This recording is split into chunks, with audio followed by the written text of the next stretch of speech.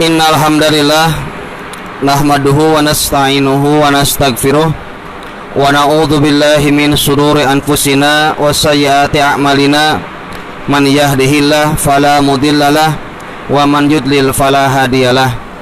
Wa asyhadu an la ilaha illallah wahdahu la syarikalah wa anna Muhammadan abduhu wa rasuluh, amma ba'du. Ihwatu iman rahimakumullah, jamaah kajian online Muda Mujahid Dakwah Persatuan Islam Soreang. Alhamdulillah, pada kesempatan kali ini tanggal 25 Ramadan 1441 Hijriah atau pula bertepatan dengan tanggal 18 Mei 2020 Masehi, dapat berjumpa kembali pada kajian sebagaimana biasa diadakan oleh Persis Soreang. Alhamdulillah, kajian online kali ini akan diisi oleh Al-Mukarram ya, Al-Ustadz Arif Solihin. Beliau selaku Taskil pimpinan cabang pemuda Persis Soreang, yaitu Ustadz bidang jamiah ya, bidang jamiah, juga sebagai asatid PPI 53 Soreang dan juga asatid PPI Cincin ya, CPR. Alhamdulillah, beliau sudah hadir di hadapan kita semua. Juga beliau akan memaparkan tentang materi 4 fitrah manusia dan kunci-kuncinya. Untuk itu agar tidak banyak menyita waktu, kami persilahkan kepada Al-Ustadz untuk menyampaikan tausiahnya. Kepada Ustadz kami persilahkan. Alhamdulillahirabbil alamin.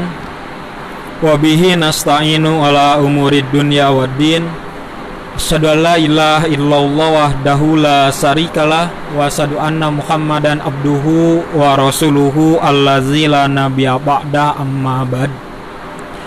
A'udzu billahi minasyaitonir rajim. Wa anfiqu fi sabilillahi wa la tulqu bi aidikum ila tahlukah wa ahsinu innallaha yuhibbul muhsinin. Surat Al-Baqarah surat kedua ayat ke-195. Ihwatu iman rahimakumullah, para pendengar Muda Mujahid Dakwah. Alhamdulillah, pada kesempatan sore yang diiringi dengan hujan, alhamdulillah PC Persis Soreang masih bisa melaksanakan kajian online, yang mana pada kesempatan kali ini saya akan coba membahas tentang 4 fitrah manusia dan kunci-kuncinya. Tentunya ketika kita berbicara tentang manusia, tidak akan pernah beres untuk membahasnya. Kenapa? Karena manusia itu ternyata makhluk yang paling unik, makhluk yang paling sempurna yang diciptakan oleh Allah Subhanahu wa ta'ala dibandingkan dengan makhluk-makhluk lainnya. Maka tidak salah kalaulah manusia itu oleh Allah Subhanahu wa ta'ala, saking uniknya, manusia itu diberikan sedikitnya 4 fitrah. Yang pertama, ketika manusia hidup di dunia itu, oleh Allah Subhanahu wa ta'ala, manusia akan diberikan berbagai macam potensi untuk bisa melakukan kebaikan. Kenapa? Karena manusia itu ternyata bukan iblis. Fitrah yang kedua, ketika manusia hidup di dunia, maka manusia mempunyai potensi untuk bisa melakukan hal-hal kealfaan, kehilapan, kesalahan ataupun kemaksiatan, karena manusia bukan malaikat. Fitrah yang ketiga, ketika manusia hidup di dunia, senantiasa oleh Allah Subhanahu wa ta'ala akan diberikan berbagai macam kenikmatan. Dan yang terakhir, fitrah yang keempat, ketika manusia hidup di dunia, oleh Allah Subhanahu wa ta'ala akan diberikan berbagai macam ujian ataupun musibah. Ihwatu iman rahimakumullah, kita beranjak ke fitrah yang pertama, bahwa manusia ketika hidup di dunia oleh Allah Subhanahu wa Ta'ala diberikan berbagai potensi untuk bisa melakukan kebaikan. Yang mana kalau kita melihat di dalam Al-Quran, yang disebut dengan kebaikan sering diungkapkan dengan kata-kata khairun, ma'rufun, atau ihsanun, ihsan. Nah, ketika manusia hidup di dunia memiliki potensi itu semua, melakukan kebaikan, kenapa manusia dituntut, bahkan dituntun oleh Allah Subhanahu wa Ta'ala untuk melakukan kebaikan? Karena Allah Subhanahu wa Ta'ala pun sudah melakukan ihsan, sudah melakukan kebaikan kepada manusia. Di dalam surat Al-Baqarah yang tadi saya bacakan, surat kedua ayat 195, Allah Subhanahu wa Ta'ala memerintahkan kita untuk bisa melakukan kebaikan. Wa anfiku, dan belanjakanlah, fi sabilillah, harta bendamu di jalan Allah. Wala tulku, dan janganlah kamu menjatuhkan dirimu sendiri ila tahlukah, ke dalam kebinasaan. Wa ahsinu, di sini Allah Subhanahu wa Ta'ala menggunakan kalimatnya fil amr, dengan perintah, maka berbuat baiklah. Kalau kita mengenal dalam kaidah usul fikih, al aslu fil amri lil wujubi, pokok asal dalam perintah itu menunjukkan kepada wajib. Maka ketika Allah mengungkapkan wa ahsinu, maka berbuat baiklah, ini menunjukkan kewajiban kita untuk bisa senantiasa melakukan hal-hal yang baik. Ibadu iman rahimakumullah. Kenapa? Karena Allah, innallaha yuhibbul muhsinin, Allah itu mencintai orang-orang yang melakukan kebaikan. Nah, kenapa manusia harus berbuat baik? Ternyata kalau kita melihat di dalam Al-Quran, Allah pun sudah berbuat baik kepada kita. Apa buktinya? Di dalam surat At-Tin, Allah Subhanahu wa Ta'ala telah menggambarkan bahwa Allah sudah berbuat ihsan kepada manusia. Laqad khalaqnal insana fi ahsani taqwim, dan sungguh kami telah menciptakan manusia dalam bentuk yang paling sempurna. Itu menandakan bahwa kasih sayang Allah telah berbuat baik kepada manusia. Contohnya, ketika Allah Subhanahu wa Ta'ala berfirman, wallahu, dan Allah ahrojukum, mengeluarkan kamu, min buyuti ummahatikum, dalam kandungan atau perut ibu-ibu kalian, la ta'lamuna syai'an, dalam keadaan bodoh. Maksudnya tidak mengetahui sesuatu pun, tetapi Allah memberikan wa ja'ala lakumus sam'a, memberikan kepada manusia itu pendengaran, wal absara, penglihatan, wal afidah, dan hati. Untuk apa? Untuk bisa melakukan hal-hal yang baik. Allah menciptakan kepada kita dengan bentuk yang sempurna, memberikan mata untuk bisa melihat hal-hal yang baik, memberikan telinga untuk bisa mendengar hal-hal yang baik, dan seluruh anggota badan kita itu adalah potensi yang diberikan oleh Allah Subhanahu wa Ta'ala untuk kita bisa melakukan hal-hal yang baik. Tapi tentunya ironis, kalaulah kita melakukan semua kebaikan itu bukan didasari karena keikhlasan, maka kuncinya ketika kita diberikan potensi untuk bisa melakukan kebaikan, kuncinya adalah ikhlas. Kenapa harus ikhlas? Karena kalau kita tidak ikhlas dalam melakukan hal-hal yang baik, tentunya itu tidak akan dicatat oleh Allah Subhanahu wa Ta'ala sebagai amal soleh. Kalaulah kita dulu zaman-zaman 4 tahun ke belakang booming dengan sinetron Islam KTP, yang mana di sana ada yang diperankan oleh Bang Madid. Kemanapun dia pergi, dia selalu membawa buku kecil. Kenapa membawa buku kecil? Nah, buku kecil itu dibawa untuk mencatat setiap kebaikan yang ia lakukan. Hari ini sudah menyumbangkan uang 200.000 kepada fakir miskin. Seperti itu yang dilakukan oleh Bang Madid. Nah, di zaman sekarang pun ternyata muncul Bang Madid selanjutnya. Bahkan ironis, zaman-zaman sekarang banyak orang yang tidak lagi atau tidak mau menyusahkan atau merepotkan malaikat Raqib dan Atid untuk mencatat kebaikan. Kenapa?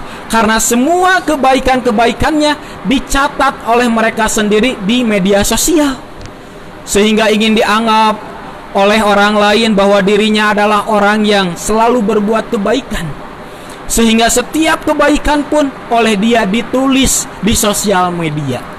Yuhatiman rahimakumullah, bukannya tidak baik, bukannya tidak bagus, tetapi untuk menjaga keikhlasan kita, tentunya hal-hal seperti itu harus kita kurangi.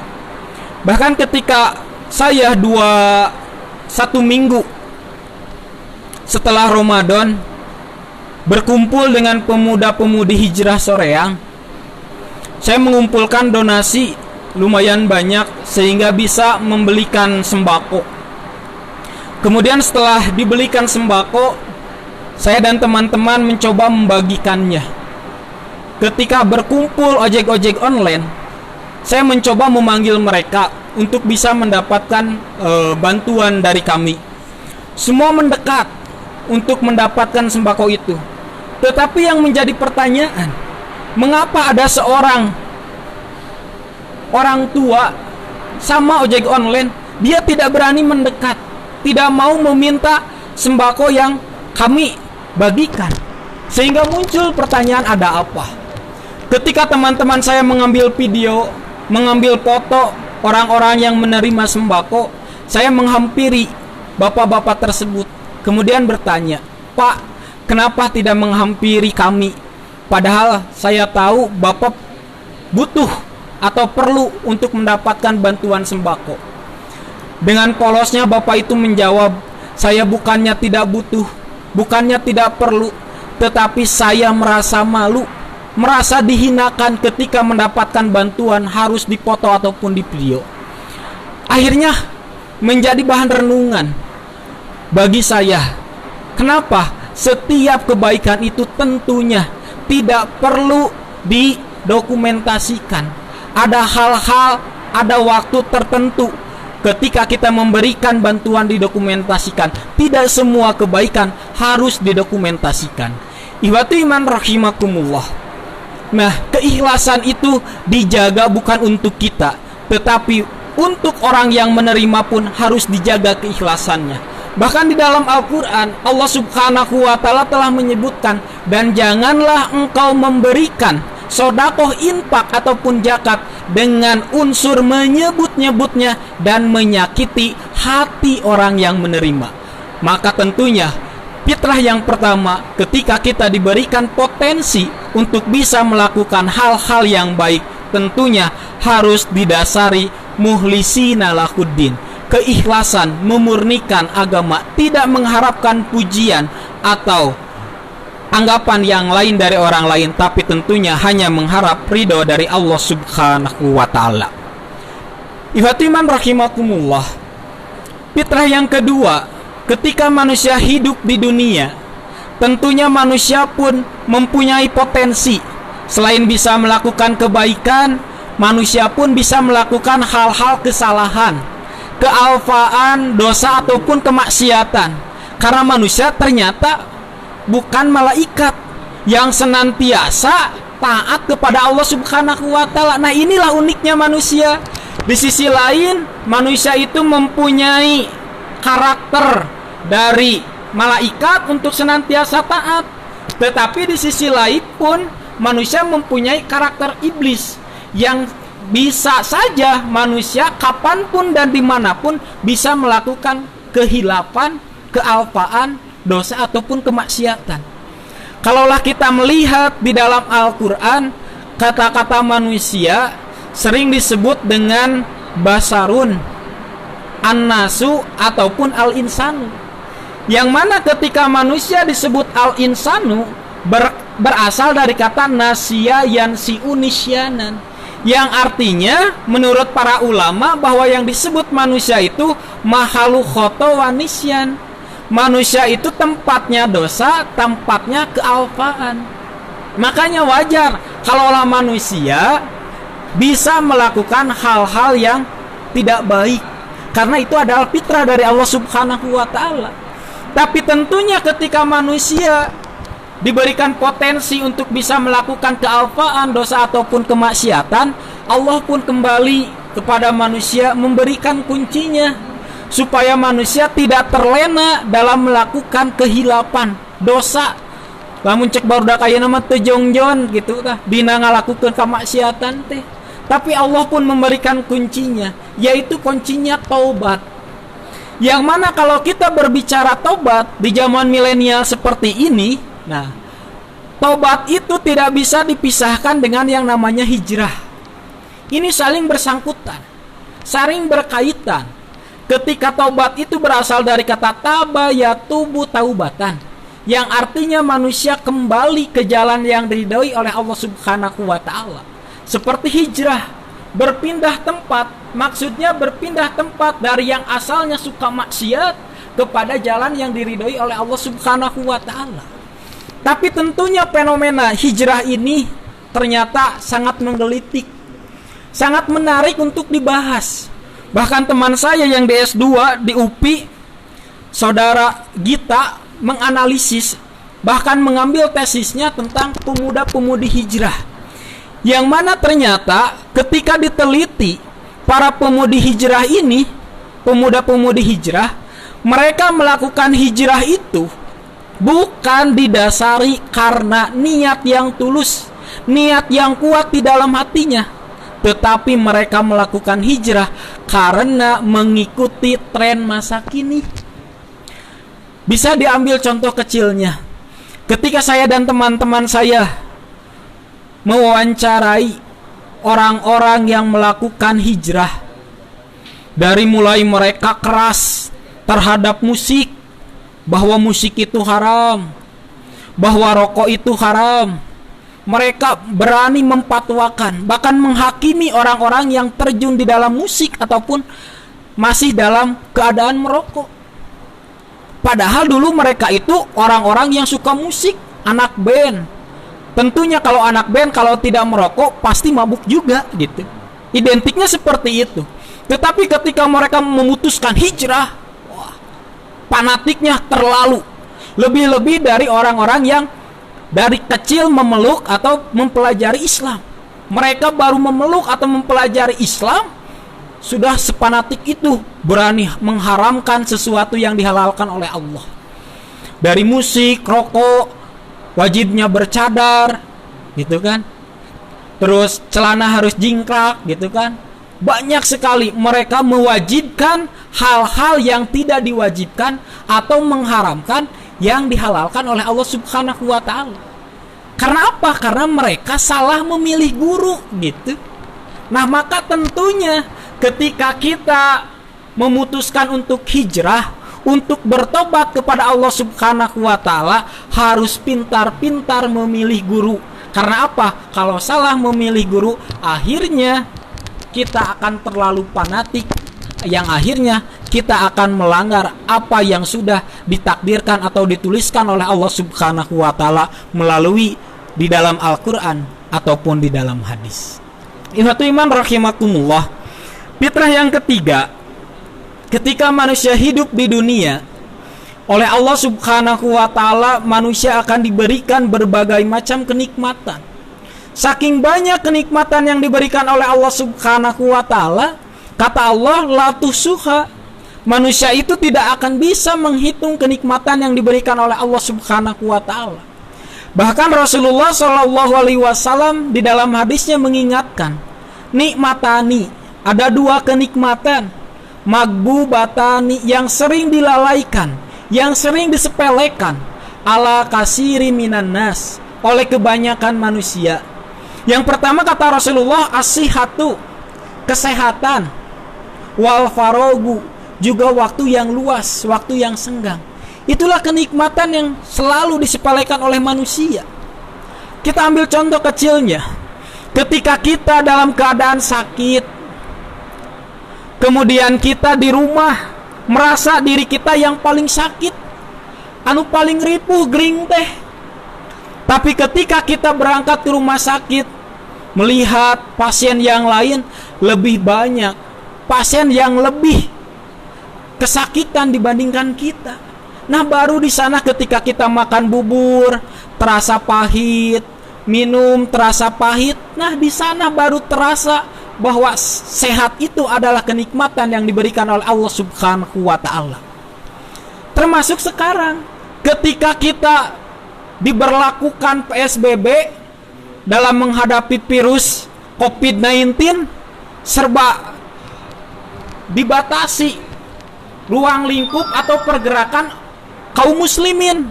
Mau ke masjid saja dijaga oleh TNI, dijaga oleh polisi, aparat desa dan lain sebagainya. Tidak boleh ini, tidak boleh itu. Aneh kan? Kenapa aneh? Ketika masjid semuanya kosong, coba kalian lihat di pasar penuh. Bahkan di Victoria, kalau kalian mau beli baju, itu harus ngantri 30 menit sekali. 30 menit 100 orang masuk, beres, masuk lagi 30 menit 100 orang, seperti itu. Tapi mengapa masjid ditutup? Nah, inilah ketika kita diberikan waktu yang luas, maka manfaatkanlah bahwa itu adalah kenikmatan yang diberikan oleh Allah Subhanahu wa taala untuk kita dapat melakukan hal-hal yang baik. Ihwati iman rahimakumullah. Nah, ketika kita diberikan kenikmatan oleh Allah Subhanahu wa taala, maka Allah pun memberikan kuncinya. Apa itu kuncinya? Yaitu kita syukur. Jaminan oleh Allah Subhanahu wa taala ketika kita syukur terhadap nikmat yang diberikan oleh Allah Subhanahu wa taala, wa ita'adana rabbukum. Dan ingatlah ketika Allah mengumumkan kepada kalian, la in sakartum la azidannakum. Kalaulah engkau syukur terhadap nikmat yang diberikan kepadamu, pasti kami akan menambah kenikmatan itu. Tapi sebaliknya kata Allah, wala in kafartum inna azabi lasadid. Kalaulah engkau mengkupuri atau menolak nikmat yang diberikan oleh kami, ingatlah siksa kami begitu pedih. Maka kalaulah kita ingin mempunyai rasa syukur di dalam diri kita, Rasul pun memberikan contohnya, memberikan tipsnya kepada kita. Kata Rasulullah sallallahu alaihi wasallam, unduru, lihatlah oleh kalian, ilaman huwa asfala minkum, kepada orang yang ada derajatnya di bawahmu. Wala tanduru ilaman huwa fauqakum, dan janganlah sekali-kali kamu melihat kepada orang yang berada di atasmu derajatnya. Bahwa ajdaru an la tajdaru nikmatallahi alaikum. Kalaulah engkau senantiasa seperti itu, selamanya tidak akan ada rasa syukur di dalam dirimu. Ihwati iman rahimakumullah.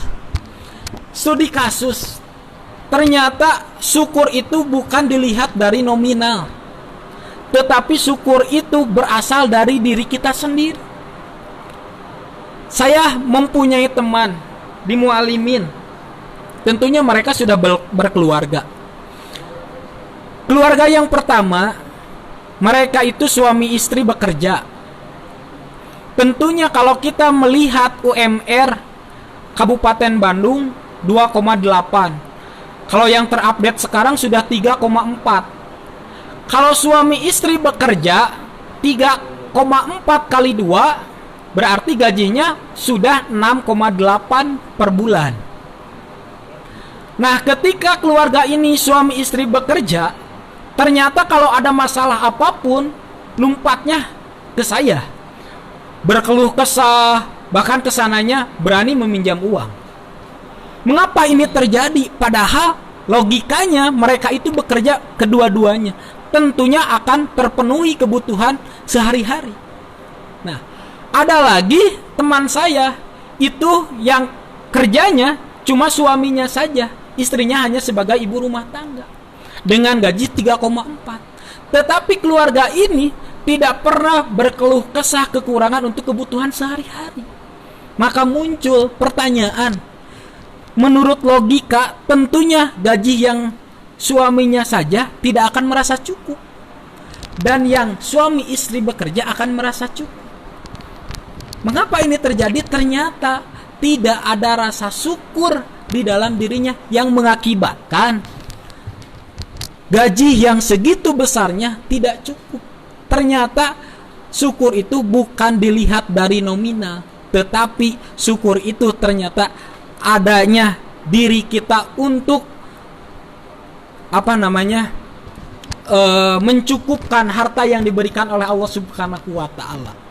Bahkan ketika saya belajar 3 bulan di Darut Tauhid bersama Agim, beliau di dalam khutbahnya ketika mengisi kajian subuh menerangkan bahwa yang disebut syukur itu ternyata gampang. Kata beliau, yang disebut syukur itu ternyata loba nyesa saeutik mahi. Itu yang disebut syukur. Kalaulah gaji kita itu besar, nah gaji itu bisa menyisakan kita untuk bisa beramal, mengeluarkan infak dan sedekah. Itulah yang disebut syukur. Tetapi ketika harta itu sedikit, kata beliau, harta itu bisa dicukupkan. Jadi kita harus bisa memanage uang. Itulah yang disebut dengan syukur terhadap nikmat yang diberikan oleh Allah Subhanahu wa taala. Kenapa kalau kita melihat dunia terus, tentunya manusia tidak akan pernah puas. Kenapa manusia tidak akan merasa puas? Ini pengalaman pribadi. Mengapa pengalaman pribadi? Ternyata dulu ketika saya dalam keadaan kecil, dalam keadaan usia 7 tahun, ditinggalkan oleh ayah saya. Tentunya kondisi ekonomi sangat sulit karena mengandalkan ibu saya sendiri yang bekerja.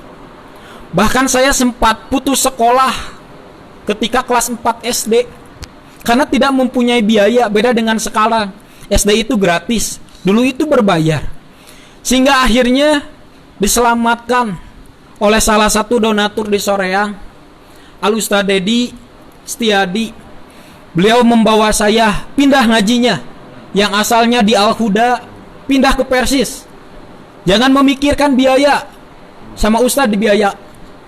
Akhirnya ngaji beres sampai diniyah ula, bingung mau masuk SMP, tidak punya biaya. Akhirnya dimasukkan. Masuk ke SMP 2, bingung, tidak punya lagi biaya. Dijahit lagi oleh Ustadz Dedi, pindah ke Panyerapan, dibiayai oleh Ustadz, pindah. Akhirnya masuk lagi ke Mualimin, bingung, tidak lagi biaya. Akhirnya memutuskan kerja lebar, tuluikeun. Ustadz Dedi membiayai lagi sampai tamat Mualimin.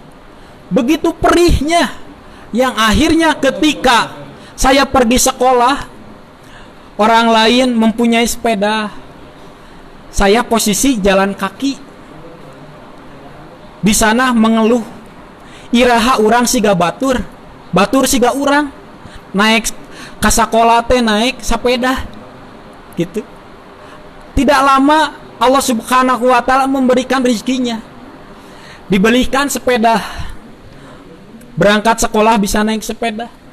Melihat lagi teman ada yang naik motor, tidak capek harus memboseh. Iraha urang siga batur, batur siga urang. Terus seperti itu, punya motor, kepanasan, kehujanan, iraha urang siga batur, boga mobil. Nah, kalau kita melihat urusan materi, tentunya tidak akan ada ujungnya. Maka di sana kita harus bisa syukur terhadap nikmat yang diberikan oleh Allah Subhanahu wa taala. Ibatu iman sinangjum arrahimakumullah. Yang terakhir fitrahnya, yaitu ketika manusia hidup di dunia, oleh Allah Subhanahu wa taala akan diberikan berbagai macam ujian ataupun musibah. Sedikitnya Allah Subhanahu wa taala di dalam Al-Qur'an akan menurunkan 5 ujian kepada manusia. Di dalam ayatnya Allah Subhanahu wa taala berfirman, "Walanabluwannakum bisyai'im minal khaufi wal ju'i wa naqsim minal amwali wal anfusi was samarat wabasyiris sabirin."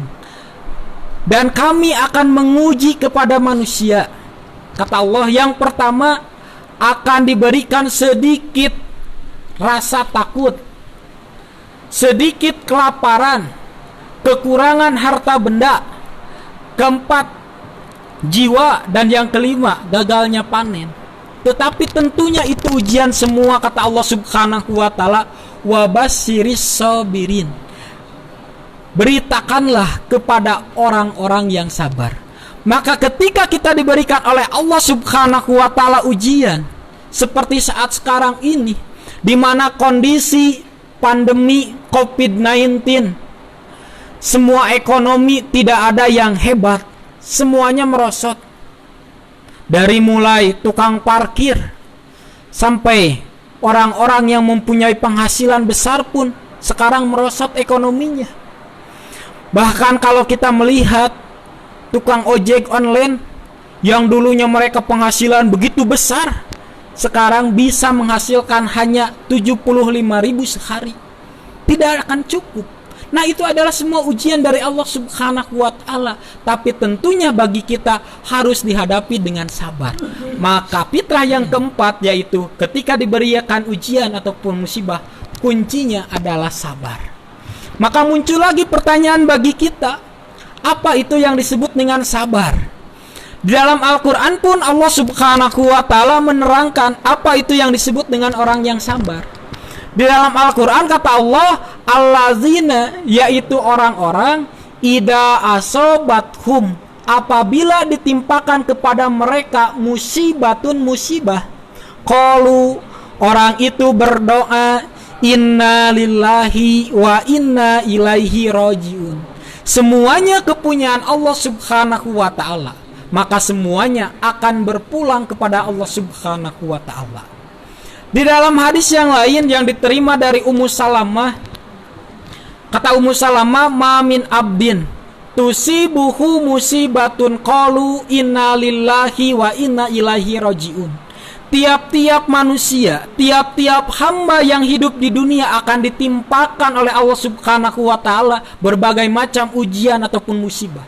Tetapi kalaulah orang itu berdoa inna lillahi wa inna ilaihi rajiun, ditambah doa Allahumma, ya Allah, azurni, berikanlah aku pahala nih dalam menghadapi ujian ini, wa ahlipli, dan berikanlah ganti khairon minha, yang lebih baik daripada musibah ini.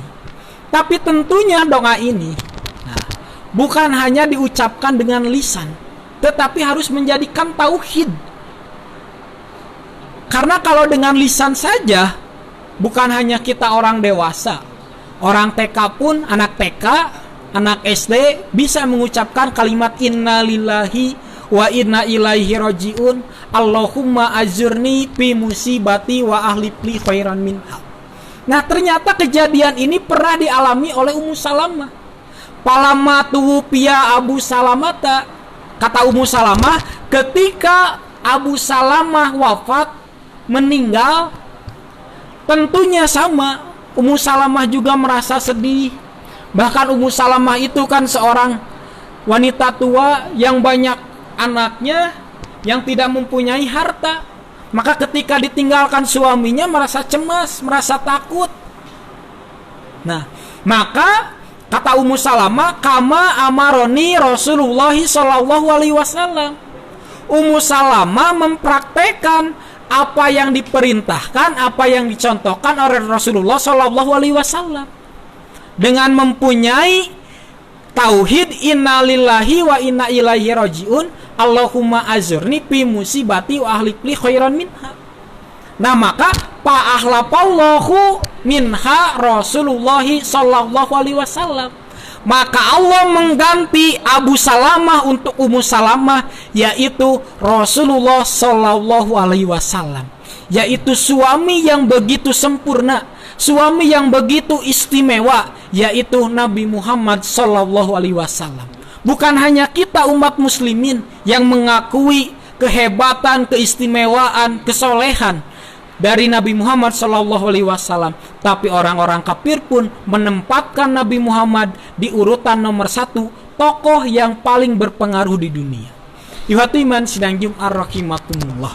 Maka tentunya kalaulah kita ingin mempunyai sifat atau karakter sabar di dalam diri kita, kita harus mencontoh atau mempunyai prinsip, setidaknya prinsip tukang parkir.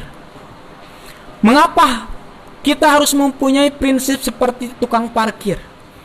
Silahkan diingat-ingat, ketika kita bepergian kemanapun, kita menitipkan motor kita, kita menitipkan mobil kita. Titipan itu oleh tukang parkir diterima, baik itu motor maupun mobil. Nah, ketika kita pulang, motor ataupun mobil kita ingin diambil oleh kita. Tidak pernah diceritakan tukang parkir merasa marah, amek-amekan, nepi kokoceakan ketika titipannya itu diambil oleh pemiliknya. Dia sabar, dia ikhlas untuk memberikan apa yang dititipkan oleh orang itu. Nah, hakikatnya ketika kita hidup di dunia, baik itu harta yang kita miliki, baik mobil, tanah, dan lain sebagainya, istri yang soleh, anak-anak yang lucu, pada hakikatnya itu semua adalah titipan dari Allah Subhanahu wa Ta'ala yang sementara dititipkan kepada kita. Manakala suatu waktu Allah Subhanahu wa Ta'ala ingin mengambil apa yang menjadi miliknya yang dititipkan kepada kita, nah di sana kita harus bisa ikhlas, di sana kita harus bisa sabar ketika kita diambil, milik kita diambil oleh Allah Subhanahu wa Ta'ala yang dititipkan kepada kita. Ihwatu iman sidang Jum'ah, ihwatu iman rahimakumullah. Maka ketika 4 fitrah tadi, yang pertama, ketika manusia hidup di dunia diberikan oleh Allah Subhanahu wa Ta'ala potensi untuk bisa melakukan kebaikan, kuncinya itu adalah ikhlas, mardotillah, mengharap ridho dari Allah Subhanahu wa Ta'ala. Yang kedua, ketika manusia diberikan potensi untuk bisa melakukan kealfaan, kehilafan, dosa ataupun kemaksiatan, orang itu cepat-cepat mengambil kunci tobat dan hijrah kepada Allah Subhanahu wa Ta'ala. Yang ketiga, ketika diberikan berbagai macam kenikmatan oleh Allah Subhanahu wa Ta'ala, ia bisa syukur. Dan yang terakhir, ketika diberikan berbagai macam ujian ataupun musibah, ia bisa sabar. Maka jaminan dari Allah Subhanahu wa Ta'ala, ulaika alaihim sholawatum mir rabbihim warahmah wa ulaika humul muhtadun. Maka jaminan bagi mereka akan hidup aman, tentram, dan sejahtera di dunia maupun di akhirat. Ihwatu iman rahimakumullah. Mungkin sekian dulu pemaparan dari saya mengenai 4 fitrah manusia dan kunci-kuncinya. Untuk selanjutnya saya berikan lagi kepada moderator Al-Ustadz Sandi. Kami haturkan jazakumullah khairan katsira kepada Ustadz Arif yang telah memaparkan tausiahnya terkait fitrah manusia serta kunci-kuncinya. Kami menyapa dulu ini jamaah Facebookiyah yang senantiasa manco. Yang di studio ada Ustadz Farid Harja, mungkin Ustadz Aldo, Faujan, tidak lupa operator Kakang Raihan, dan juga Al-Ustadz Bobong atau Ustadz Rahman Firdaus berada di studio. Tidak lupa kami menyapa kepada ibunda tercinta Ketua PC Persistri yang selalu menyimak, Teh Nopi ya, dan juga Ibu Ai Hasanah, lalu Nurwulan, Amelia Putri Hidayat, katanya sinyalnya jelek, barangkali kuotanya mungkin. Lalu Kang Opik di Sadu Putra Paep, terima kasih Kang Opik sudah menyimak acara ini. Juga Ustadidin, orang tua kita, Ketua PC Persis Soreang, alhamdulillah mantap katanya, insyaallah. Ini tidak lupa nih bos pulsa nih, Kang Aji selalu manco, dan juga Ustaz Hasan dan lain sebagainya. Kita beranjak sesi tanya jawab Ustaz. Ini ada 7 sebetulnya, barangkali nanti waktu cukup ya. Kurang lebih 20 menitan lagi lah. Tergantung Ustaz apakah sagolerna sampai buka atau gimana, nanti terserah Ustaz ya. Ini Ustaz yang pertama terkait fitrah secara etimologi dan terminologi. Barangkali Ustaz bisa memaparkan arti fitrah tersebut gitu Ustaz. Silakan. Ya, mengenai fitrah yang saya bahas, tentunya ini bukan fitrah yang sering kita artikan di dalam hadis kullu mauludin yuladu alal fitrah. Fitrah di sini bukan itu. Yang dimaksud fitrah yang saya bahas di sini adalah sesuatu yang tidak bisa dihindari oleh manusia yang hidup di dunia ketika diciptakan oleh Allah Subhanahu wa taala untuk hidup di dunia. 4 fitrah itu tidak akan bisa lepas dari manusia itu. Nah, itulah yang dimaksud dengan fitrah yang kali ini saya bahas. Jadi, sesuatu yang tidak bisa dihindari oleh manusia. Itulah fitrah yang sedang dibahas pada kesempatan kali ini. Begitu barangkali terkait arti fitrah yang Ustadz maksud dikaitkan dengan tema yang dibahas oleh beliau. Lalu Ustadz, korelasinya ini ada yang bertanya, ini terkait sama dengan makna fitrah zakat atau zakat fitrah. Nah, Areta zakat fitrah itu seperti apa perbedaannya dengan fitrah yang tadi? Barangkali bisa dipertegas. Jadi ada zakat fitrah, fitrah manusia, pan fitrah keneh itu. Barangkali ada yang bertanya, mohon diperjelas terkait masalah ada zakat fitrah naon, fitrah manusia. Apakah nanti kalau diartikan fitrah bagi manusia yang tidak bisa terlepas dari kehidupan manusia, atau memang bisa diartikan juga nanti apakah zakat fitrah itu seperti itu sama artinya gitu? Ya, kalau kita berbicara tentang fitrah yang tadi kan, fitrah yang tadi itu adalah sesuatu yang tidak bisa dihindari oleh manusia ketika hidup di dunia. Nah, terus apa perbedaannya dengan zakat fitrah? Tentunya berbeda sekali. Nah, kalau zakat fitrah kan itu urusannya dengan ibadah di bulan Ramadan. Nah, ketika kita menyempurnakan ibadah kita di bulan Ramadan, nah ditutup dengan mengeluarkan zakat fitrah. Untuk apa? Untuk mensucikan jiwa kita, membersihkan, memurnikan jiwa kita. Jadi urusan zakat fitrah itu bukan dengan kebiasaan manusia yang tidak bisa dihindari, tetapi zakat ini adalah kewajiban untuk membersihkan jiwa kita, untuk memurnikan jiwa kita, yang mana zakat fitrah itu kan sudah ditentukan dikeluarkannya hanya setiap bulan Ramadan, 1 tahun sekali, untuk mensucikan atau membersihkan jiwa kita. Ya, barangkali demikian terkait masalah fitrah manusia, perbedaannya dengan zakat fitrah. Ada juga nanti yang mengatakan zakat fitri saja, seperti itu. Sekarang terkait masalah ini, realita pandemi COVID-19 nih, terkadang bagi masyarakat ya menengah ke bawah bagai buah si malakama, cacing di rumah gitu kan, stay at home, bahasa Jermannya itu menjedok di rumah, mungkin ya diam gitu. Mengapa? Karena ada aspek yang harus dijaga, yakni hibdun nafsi.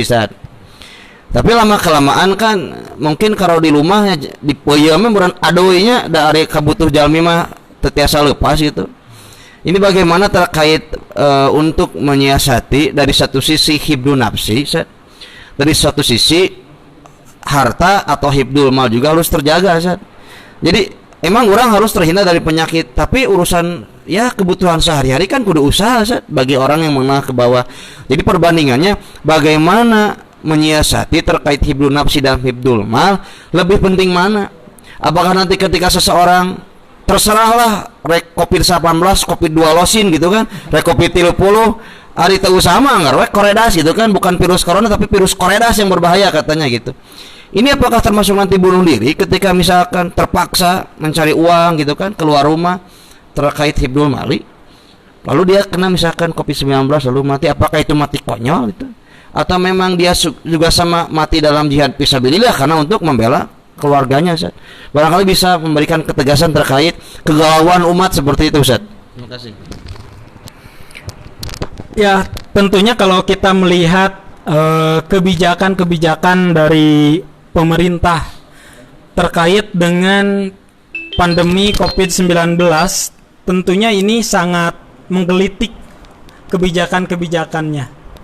Di sisi lain, pemerintah menganjurkan lockdown, stay at home, cicing we di imah gitu kan. Tapi tentunya kalau posisi seperti itu, nah bagi para ASN tidak bermasalah karena mereka tetap dapat gaji. Tetapi untuk menengah ke bawah, dari mulai para pedagang, wira swasta dan lain sebagainya, tentu ini berdampak terhadap ekonomi, yang akhirnya mereka beranggapan atau berani mengucapkan lain teu sieun corona, lain teu embung taat ka pemerintah gitu. Tapi anger we da di imah mah budak anak pemajikan kudu we tuang mah di mana gitu. Nah, tentunya ketika berhadapan dengan COVID, di sisi lain kita harus menjaga diri kita supaya tidak terkena penyakit. Tapi di sisi lain kalau kita diam di rumah saja, tidak bekerja, tidak mendapatkan uang, justru akan lebih berbahaya. Kenapa? Karena anak istri kita tidak akan bisa makan. Yang akhirnya kesananya naudzubillahi min dalik bisa meninggal. Misalkan kalau seperti itu. Kan kita dilema. Seperti itu.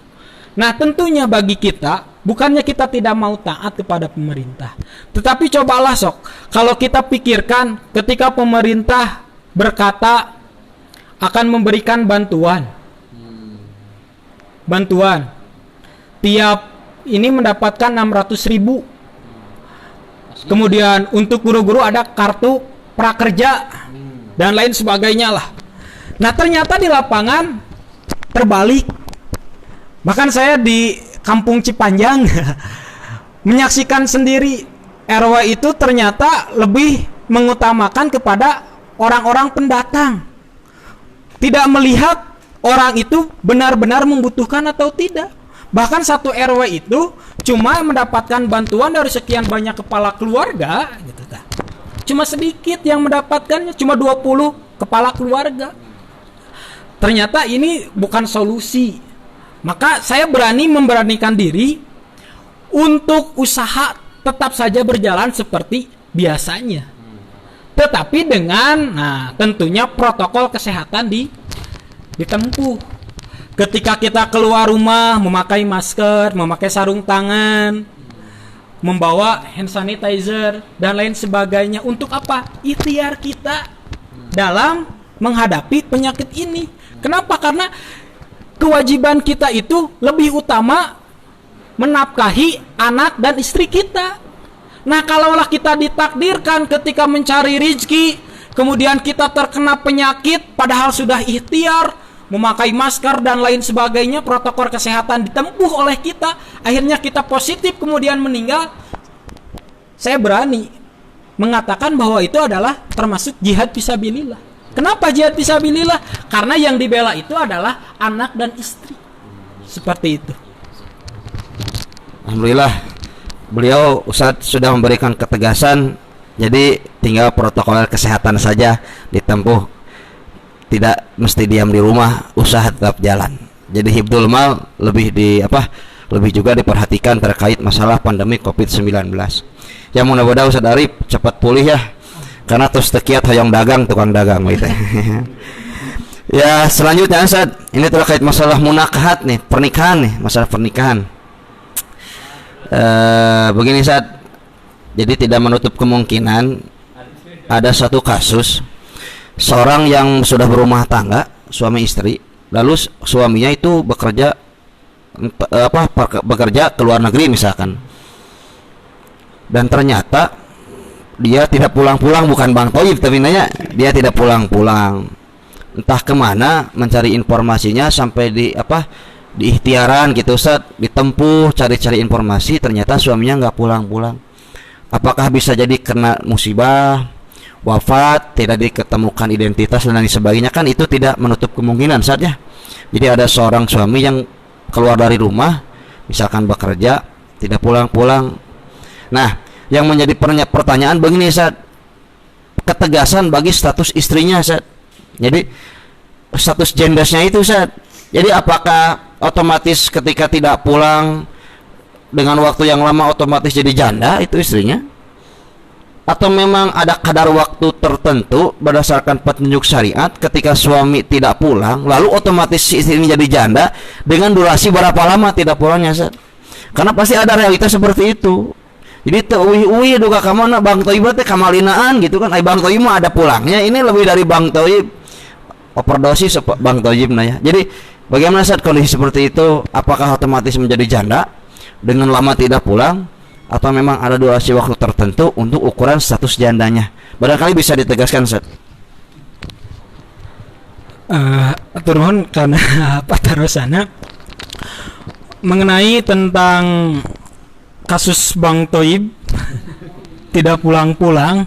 Nah, untuk status jandanya saya tidak berani untuk memberikan jawaban yang pasti tentang status jandanya, apakah dengan berapa durasi waktu tidak pulang menjadi janda, karena saya kebetulan kalau tentang ini belum pernah baca hadis ataupun keterangan dari ulama, jadi saya tidak berani untuk menjawab, ya PR lah.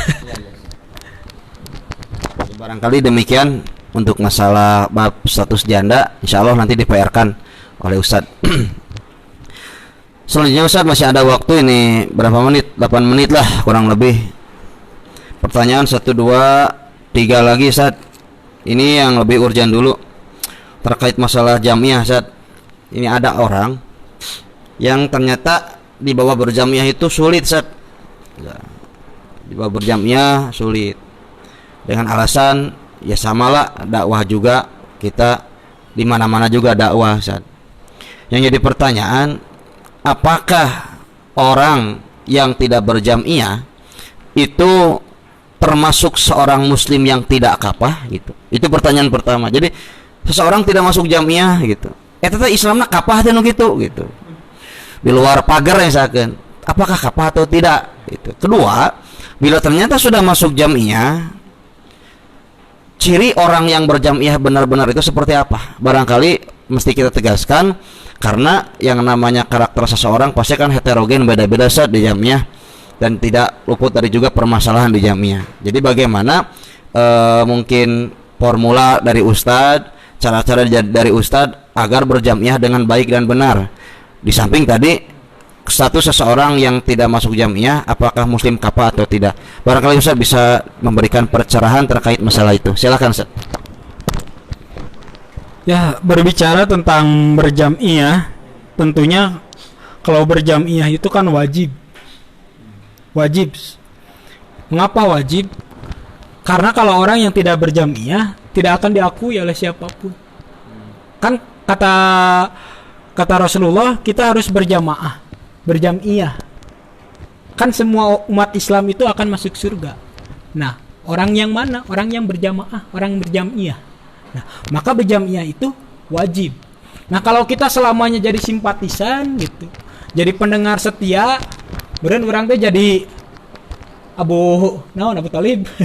Abu Talib selamanya gitu. Meskipun dia mengakui kebenaran Rasul, kebenaran Islam, tapi tidak mengucapkan kalimat syahadat, tidak dianggap keislamannya. Nah, kalau kita sama gitu, hidup di lingkungan berjamiah tapi kita tidak masuk tidak berjamiah, maka tentunya kita diragukan gitu. Tidak kafah Islamnya, karena Islam menyuruh kita untuk berjamiah gitu.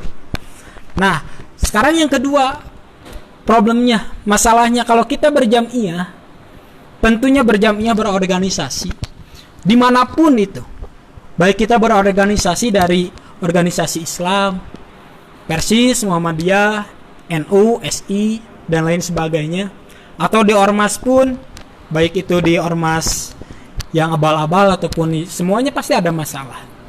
Tentunya kalau kita kembali ke jamiah, nah kan di jamiah itu orang-orang pintar, tentunya orang-orang yang berilmu, tentunya akan sering sekali banyak terjadi perbedaan pendapat yang akhirnya itu tentunya akan menjadikan masalah, berbedanya pendapat.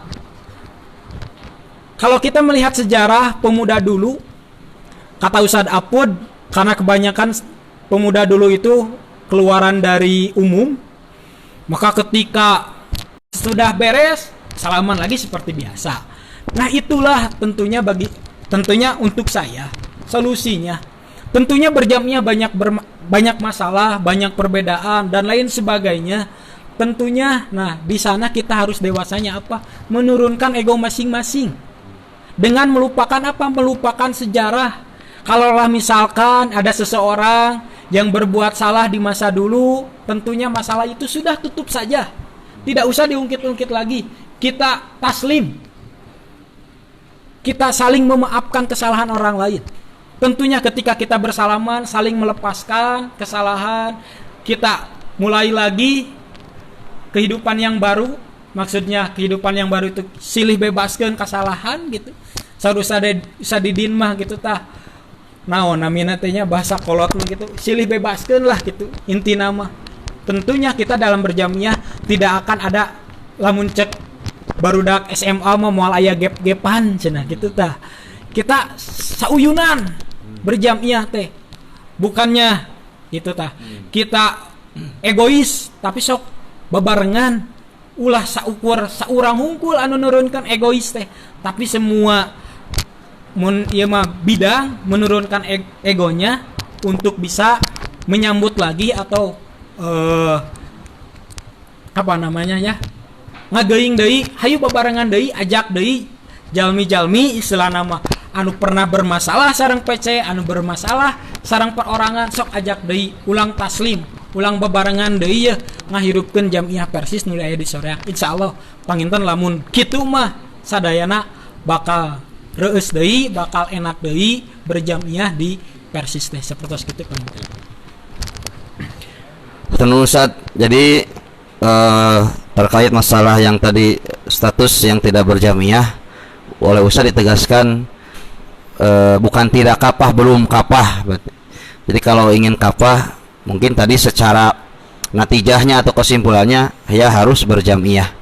Nah mudah-mudahan ikhwan-ikhwan semuanya insyaallah suatu saat nanti bisa gabung di jamiah dan ikut berjihad dengan aktivis-aktivis jamiah untuk dakwah dan syiar Islam supaya lebih baik lagi. Ikhwati iman rahimakumullah. Ini pertanyaan terakhir Ustaz, asa menit deui nya. Ya masalah ya we anu tanggal 10 Mei aya inbox naros ku abdi teu kawaler harita. Terkait ucapan Ustaz ke orang tua, ucapan kan dilarang fala taqulahuma ufin dalam surah Al-Isra. Ini pertanyaannya Ustaz, kalau misalkan si anak itu nggak bilang ya mah di piwarang teh kayak sakedap tah kumaha kayak sakedap eta langkung ti gitu, apakah sama berdosa atau sakedap mah henteu gitu, sakedap pas sanes jadi teu naon gitu Ustaz, mah enggak diwalar mengenai firman Allah wala taqul lahuma uffin. Di sana menggunakan nahi ya, wala dan janganlah. Nah, ini menandakan kan nahi itu al aslu pin nahi li tahrim. Pokok asal dalam larangan itu menunjukkan kepada haram. Maka kita haram untuk mengucapkan kepada orang tua. Nah, pertanyaannya bagaimana kalau misalkan orang tua menyuruh kita lagi rame-ramenya nonton film Subasa waktu zaman SD gitu, yang pangmeserkeun tarasi kemah sakedap dia pameng rame. Nah, apakah itu termasuk Nah, maka kalau kita menggunakan kaidah usul fikih, nah ini disebutnya kalau nggak salah gitu bab komo deui gitu, nyebatkeun wae tos teu kengeng gitu, komo deui tah panjang, komo bari sesentak sareng lain sebagai nama gitu. Sapertos urang ayeuna we ngalangkung ka SPBU gitu, dilarang merokok di SPBU. Oh berarti ngadurukan mah bisa tuh, komo deui ngadurukan gitu, ngarokok wae atos teu kengeng. Nah, wala taqul lahuma upin, janganlah mengucapkan komo deui langkung ti seperti itu ya. Alhamdulillah Ustadz sudah memberikan ketegasan terkait ucapan sebentar lagi, jadi intinya sama tidak boleh ya dilakukan. Ustadz, berhubung ini waktu sudah menunjukkan pukul 17 langkung 2 menit Ustadz. Ini sudah dari operator sudah kucap kicep mungkin sudah lebih dari 2 menit nah. Ya barangkali kajian untuk sore kali ini ditutup ya Ustadz. Nanti sebelum closing statement kami menyapa dulu ini kepada pemanco setia Ustadz Hasan Nasrullah dari Panjerapan hadir insyaallah Ustadz. Ya kami sapa hadir Ustadz. Ini panglima kita Ketua PC Pemuda Ustadz Kiki Tarki. Hello Pak Moderator, hello juga ya di sini. Lalu dari PJ Persatuan Islam Panyirapan, pemoderatornya senyum atuh. Dari tadi juga sudah senyum. Barangkali telat sinyalnya ya ke Panyirapan, jadi gak terlihat senyum. Kang Rian Abdul Hamdani dan juga Rusdan Komputer. Alhamdulillah Ustadz banyak yang menyimak terhadap kajian Ustadz. Barangkali untuk closing statement dari Ustadz diberikan waktu ya sekilas terkait masalah bahasan tadi. Kesimpulan mengenai tema atau materi 4 fitrah manusia dan kunci-kuncinya. Yang pertama, ketika kita mempunyai potensi untuk melakukan kebaikan, maka cobalah usahakan semua kebaikan itu didasari dengan keikhlasan. Yang kedua, ketika kita melakukan dosa alfa ataupun kemaksiatan, maka cepat-cepatlah kita bertobat, kita hijrah ke jalan yang diridhoi oleh Allah Subhanahu wa taala. Dan yang ketiga, ketika kita diberikan berbagai macam kenikmatan, kuncinya adalah syukur. Dan yang keempat, ketika diberikan berbagai macam ujian ataupun musibah, kita bisa sabar, maka jaminan dari Allah, ulaika alaihim shalawatu mir rabbihim warahmah, maka bagi orang itu akan hidup aman, tentram, sejahtera di dunia maupun di akhirat. Mudah-mudahan 4 kunci itu dalam kita diberikan fitrah oleh Allah Subhanahu wa taala bisa diterapkan dalam kehidupan sehari-hari. Wassalamualaikum warahmatullahi wabarakatuh. Demikian kajian KOPS, kajian online versi Soreang kali ini. Mudah-mudahan kita dapat bertemu dan berjumpa kembali pada waktu dan acara yang sama. Aqulu qauli hada wa astaghfirullah li wa lakum. Assalamualaikum warahmatullahi wabarakatuh.